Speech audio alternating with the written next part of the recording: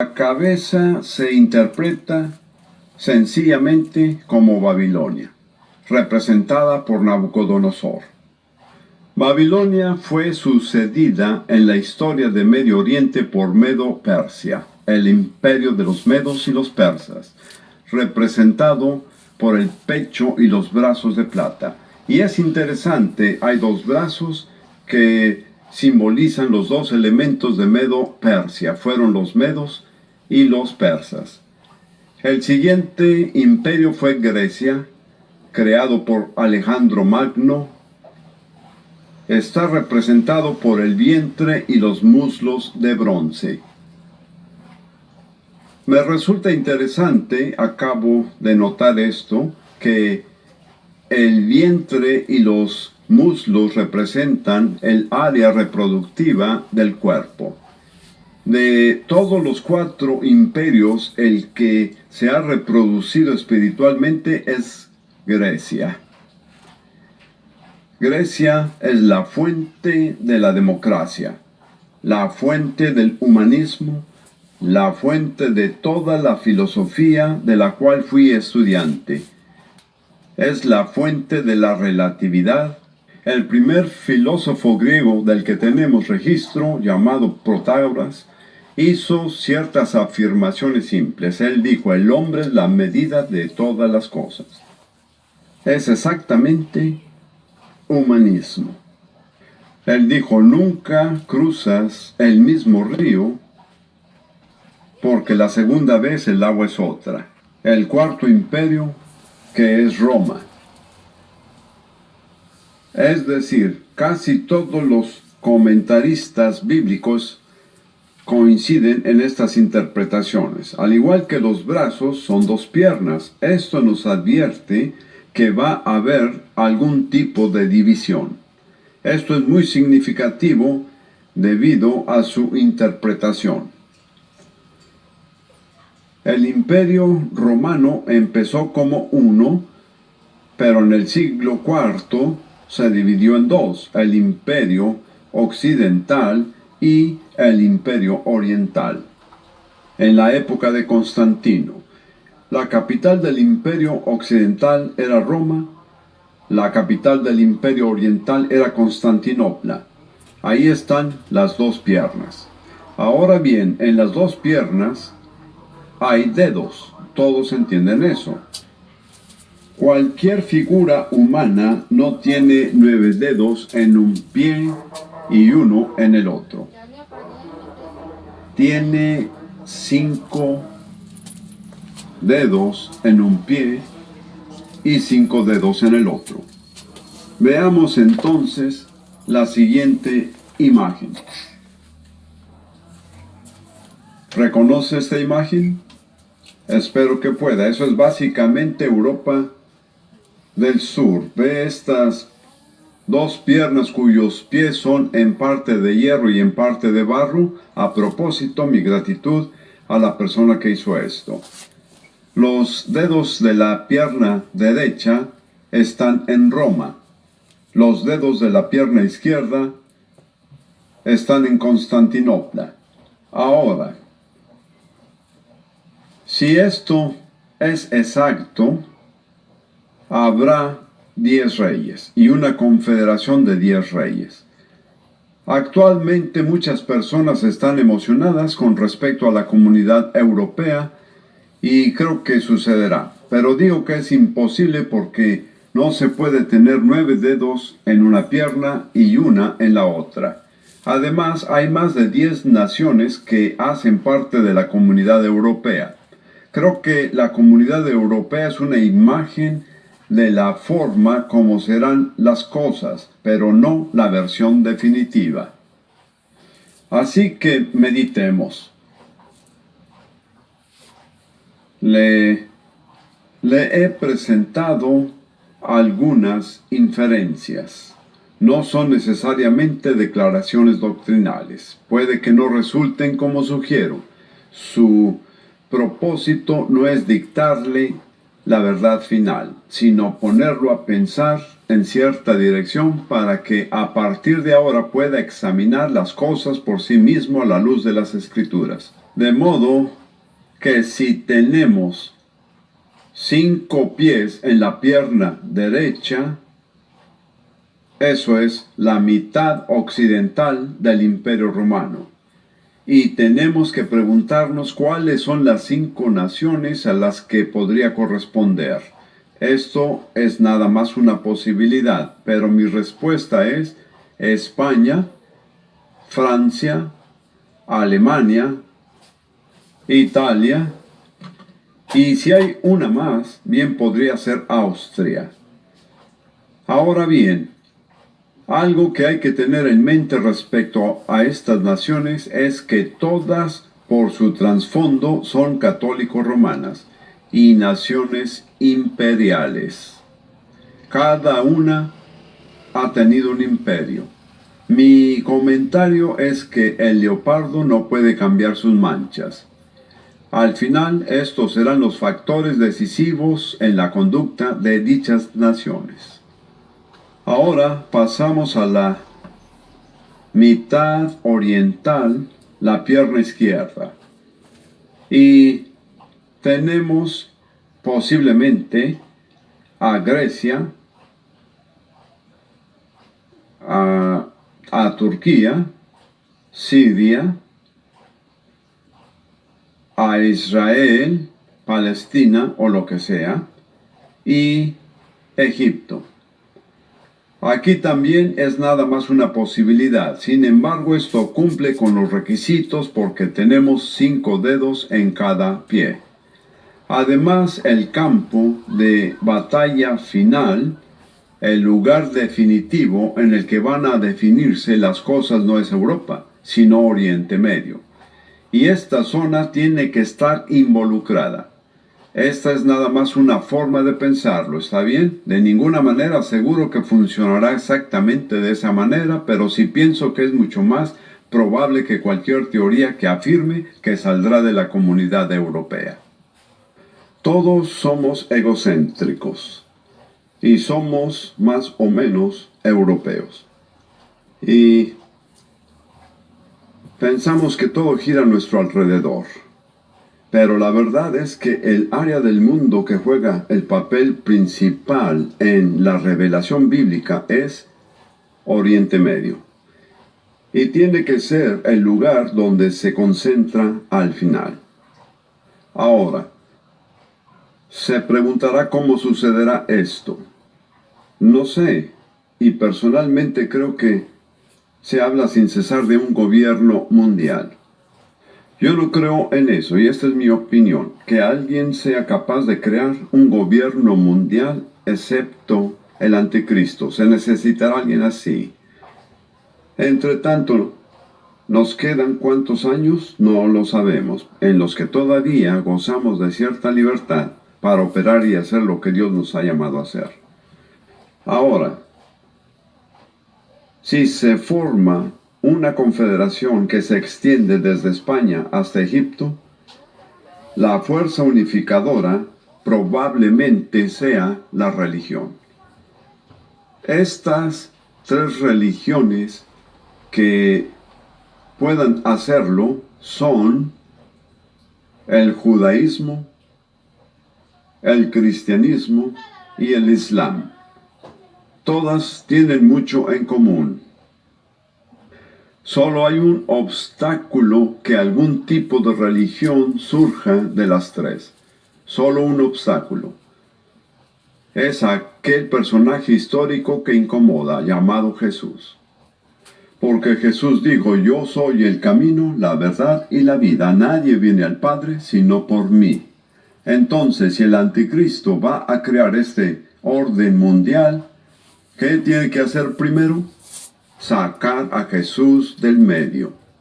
Y en esto trabaja diligentemente día y noche. Actualmente vemos situaciones en las que la reina misma, como cabeza de la iglesia anglicana, ha asistido a un culto en un recinto anglicano donde hindús y musulmanes y otros han ofrecido adoración. El Papa ha asistido a ceremonias similares. ¿Qué revela todo esto? Como último recurso, si Jesús es un obstáculo, quitémoslo del medio. Y entonces tendremos unidad. tendremos un solo mundo. Podemos tener un gobierno mundial. Me temo que esto va a suceder. No quiero esto, pero creo que sucederá, porque creo que Dios ha dicho que sucederá. Todo esto es, en cierto sentido, teoría. No todo, pero en parte. No quiero imponerles mis opiniones. Lo único que quiero es animarlos a pensar en cierta dirección. Ahora, en Daniel 8, tenemos una profecía acerca de dos imperios. No tenemos tiempo de tratar esto en detalle, pero hay un carnero que es Persia y un macho cabrío que es Grecia. Esto es característico de estas naciones porque son animales distintivos.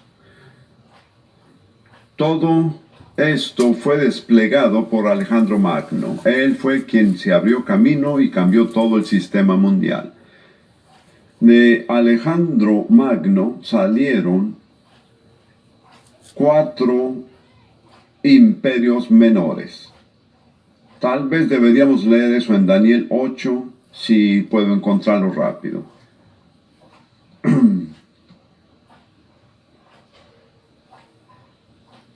Daniel 8:8. Y el macho cabrío, que es Grecia, se engrandeció sobremanera, pero estando en su mayor fuerza, aquel gran cuerno Alejandro fue quebrado, y en su lugar salieron otros 4 cuernos notables hacia los 4 vientos del cielo. Sin embargo, no tenían el mismo poder de Alejandro. Creo que la historia deja claro cuáles fueron los 4 imperios. Número 1, Macedonia, que es el norte de Grecia bajo Antígono. Número 2, Pérgamo, en Turquía, bajo la dinastía de los Atálidas. Número 3, Siria, bajo el imperio Seleucida. Y cuarto, Egipto, bajo el imperio Ptolomeo. Ahora, Daniel 8:9 al 11 nos dice que el anticristo va a surgir de uno de estos imperios en el último tiempo. En gran medida, el objetivo de Daniel 7 y 8 es hablarnos acerca del anticristo, pero en cada caso nos da un contexto histórico y geográfico para que podamos sopesar la información.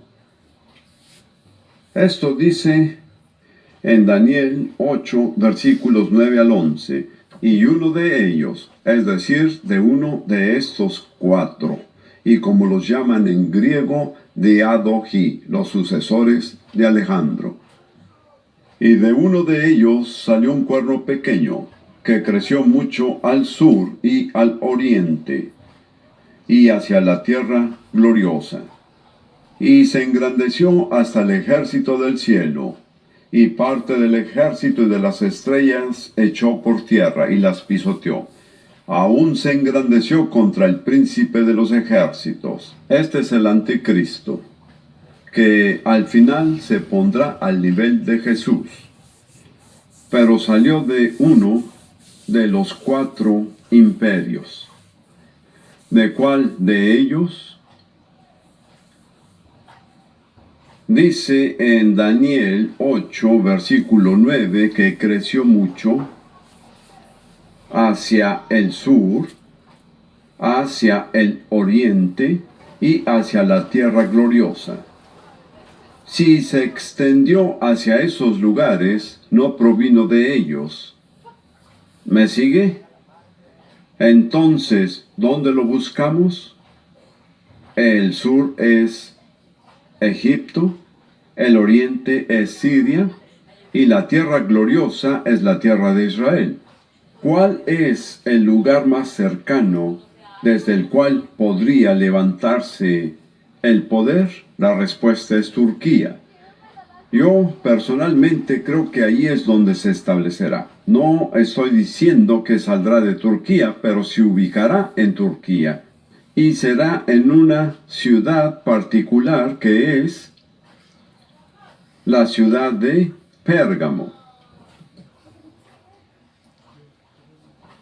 Muchos de ustedes no han escuchado antes de Pérgamo, pero es una de las ciudades de las 7 iglesias en Asia del libro de Apocalipsis.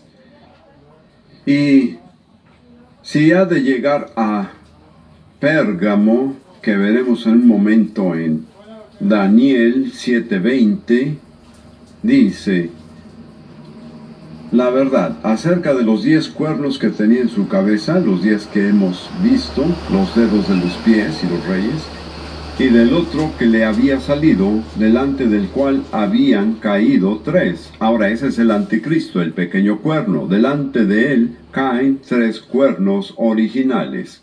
Si lo que sugiero es correcto, los 3 cuernos que caerían serían Siria, Palestina y Egipto. Tendríamos algún tipo de poder político que domina todo el oriente del Mediterráneo, que es donde la acción final tendrá lugar. Tenga eso presente. Ahora, en Apocalipsis 2:13, ténganme paciencia, ya casi terminamos. Apocalipsis 2:13 dice a la iglesia de Pérgamo. Jesús habla y dice en Apocalipsis 2:13: yo conozco tus obras y dónde moras, dónde está el trono de Satanás. ¿Dónde está ubicado el trono de Satanás? En Pérgamo. Muy bien. En Apocalipsis 13, versículo 2. Dice: y la bestia que vi era semejante a un leopardo, y sus pies como de oso, y su boca como boca de león. Y el dragón, que es Satanás, le dio su poder y su trono y grande autoridad. ¿Dónde estaba su trono? En Pérgamo. Pérgamo es un lugar interesante. En el período antes de Jesús, en los últimos 2 o 3 siglos, se convirtió en una ciudad de gran importancia, casi tanto como Alejandría. Era el centro de algunas cosas, el centro de la adoración a Zeus. Zeus, como sabes, el dios de los dioses falsos, padre de los dioses de la cultura griega o romana, Zeus en griego, Júpiter en latín. Yo creo, y seguramente muchos estarán de acuerdo, que esos dioses paganos no son otra cosa sino principados y poderes de los que Pablo y otros hablan. Son gobernantes satánicos en los lugares celestiales que buscan dominar la tierra y cuyo líder fue Zeus. De modo que en Pérgamo había un templo de Zeus que tenía un altar que medía, creo, unos 30 metros de largo por 30 de ancho y 15 de alto. Tenía un imponente alto relieve que ilustraba la batalla entre los dioses y los gigantes, todos de la mitología griega. Al final del siglo XIX, arqueólogos alemanes lo excavaron, lo llevaron a Berlín y lo reconstruyeron. Y ahora está localizado en un museo en Berlín. Eso es lo que entiendo, aunque es difícil de probar. Cuando los rusos se instalaron en Berlín, hicieron una réplica exacta de este altar y lo llevaron a Moscú. Allí jugó un papel importante, o fue un papel importante, en las diferentes ceremonias del Partido Comunista. Pero en realidad es el altar de Satanás.